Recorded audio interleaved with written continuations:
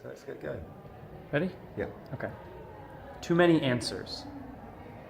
Here is where Hanukkah happened, not in a story, but right there, down there, so now all stories are real.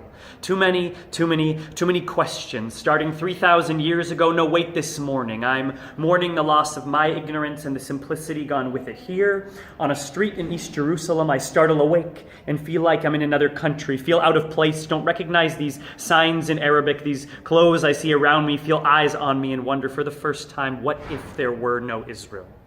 Night before at the Kotel, stirring ancient memories of birthright bus blues and singing soldiers. I'm older, but the place doesn't change. These faces around, these cobblestone tiles, and on the plane I took from Toronto to Tel Aviv, everyone around me was like a character from sometime in my past. Young religious couple with a toddler and stuffed raccoon toy, old bearded men opening the overseat compartments to wrap to fill in. My seat neighbors from Detroit, New York accents floating down the aisle.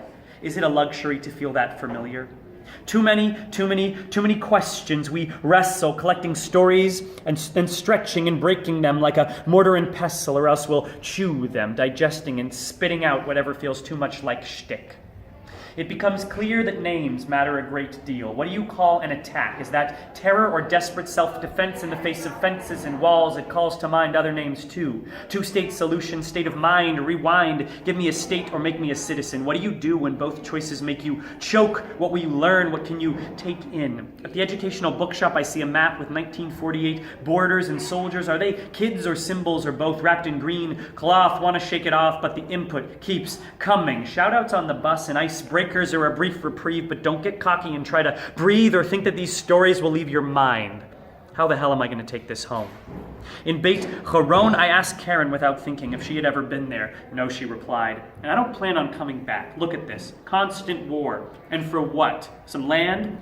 This from a sergeant of 60 who watched the border day and night. And yet I think back to strategic depth. Go deeper. Too many questions. We started with 4, but now there are more. Too many to hold in mind. Be kind and listen. That's all we can do for now. And each night I see new layers to those around me. Show me more. I like the real you. Give me more. I want it all. I'm enthralled. I'm all ears. I was here. Left my nose blood on the old stones of a leper colony. That's the kind of weird, unimaginable shit that happens every day. Okay.